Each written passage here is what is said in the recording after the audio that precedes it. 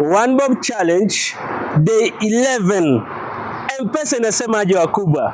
Shilingi 4,000 na 27 bob juu yake, 4,027 shillings. Kumbuka unatuma one bob kwa hii namba. Niko na mission ya kuweza kuhamasisha watu kwa mtandao waache kutumia lugha mbaya, na haswa wakati tunaelekea elections.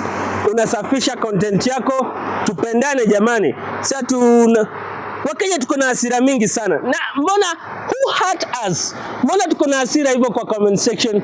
Tunasafisha rada huu mwaka, unatuma one bob kwa hii namba if you support the mission. Talking about 11 days. Kwa Biblia, Deuteronomy 1 verse 2 inasema kwamba safari kutoka Horeb, Mount Sinai hadi Kadesh Barnea, a gateway to the promised land, ilikuwa inafaa kuchukua 11 days. Leo ni day 11, si ndio? Waisraeli ni kina nani? Walichukua 40 years. Kwa nini? It was not about the distance, it was about the belief. Sawa sawa? Imani yao ndogo, kuzozana, kulumbana. Na ndio maana tunataka kuavoid hiyo mwaka huu. Siku ya 11. Yani ingechukua 11 days kufika Kanaani wakubwa.